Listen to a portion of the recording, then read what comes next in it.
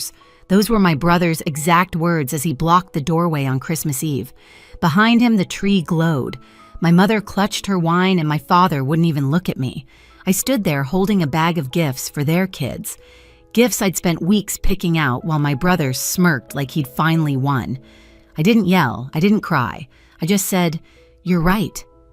That night, I made one quiet move that froze every payment, keeping his family afloat.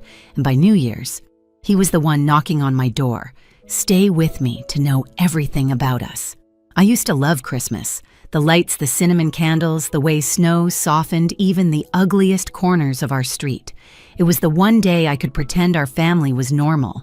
But that illusion cracked years ago, slowly, almost gently, like ice splitting under your feet before you hear it break.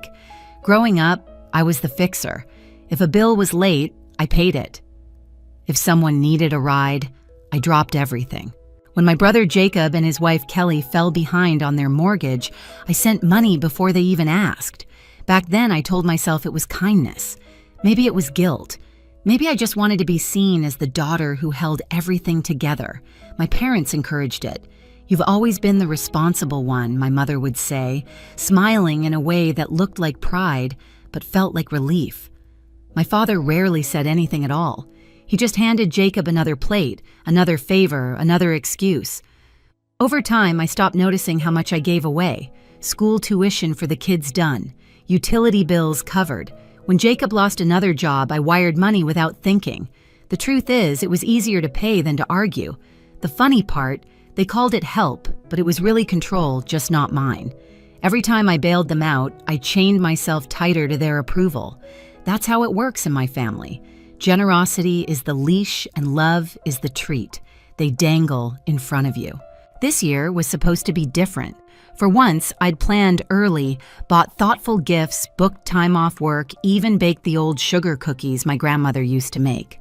I imagined laughter, a fire, maybe forgiveness. Instead, I got Jacob's smirk and my mother's silence.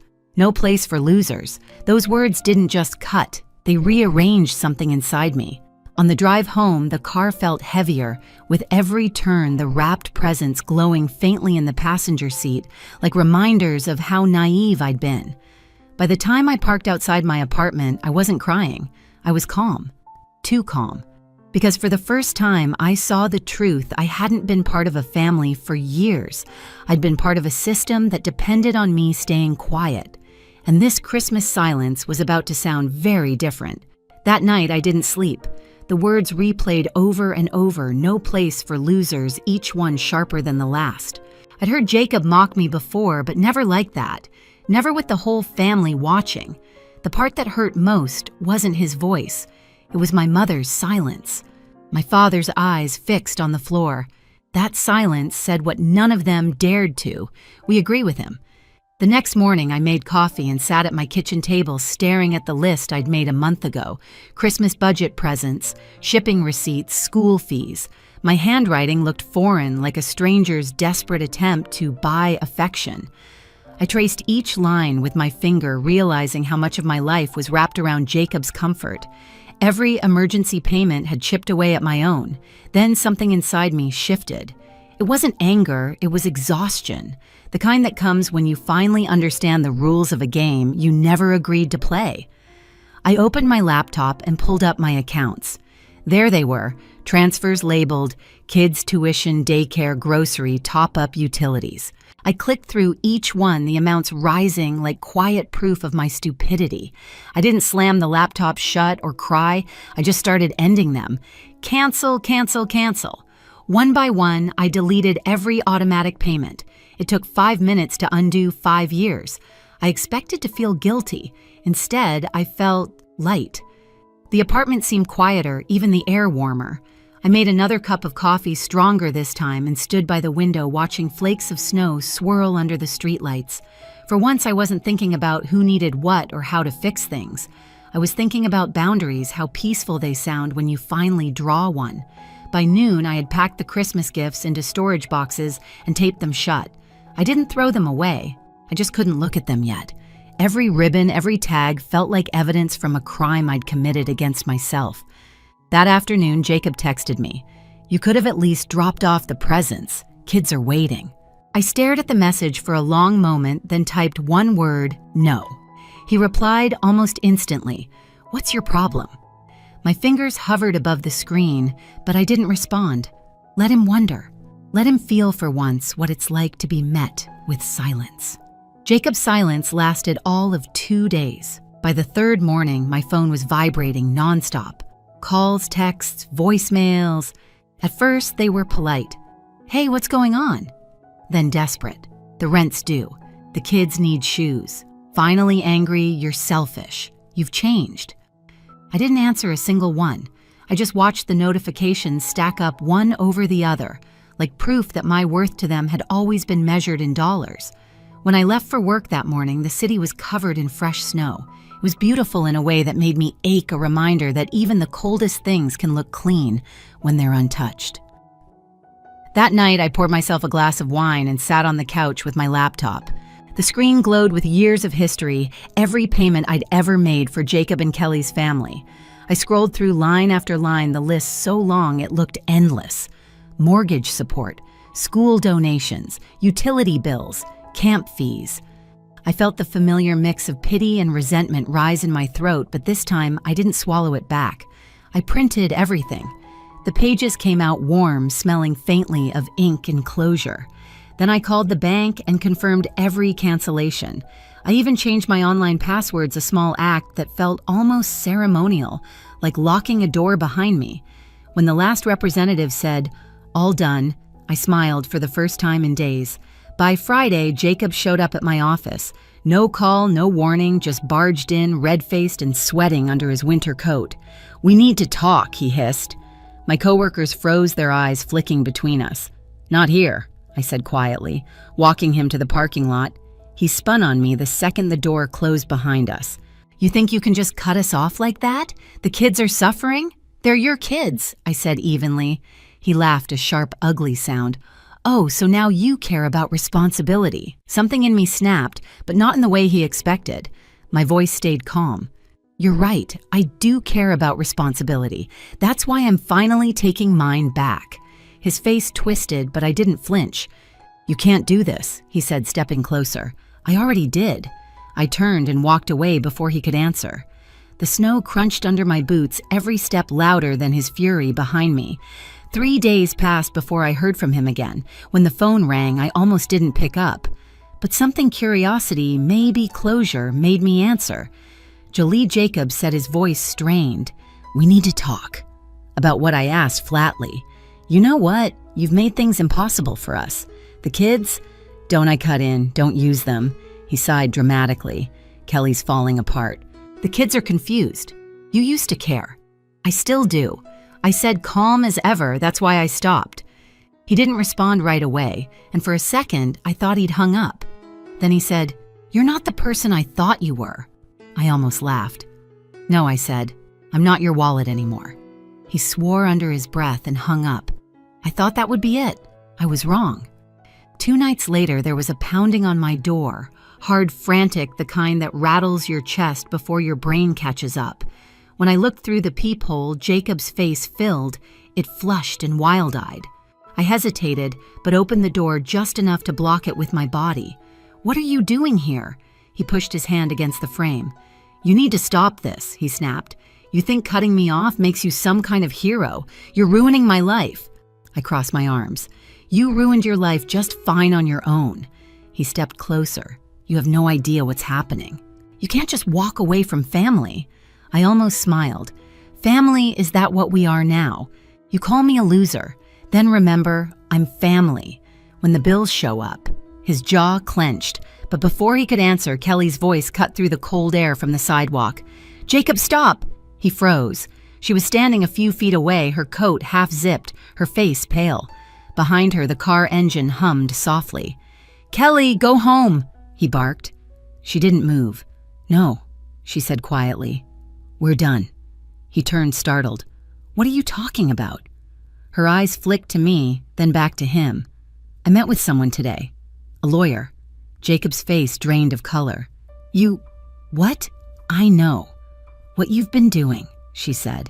"The gambling, the lies, the hidden account." For once he was speechless. I didn't say a word.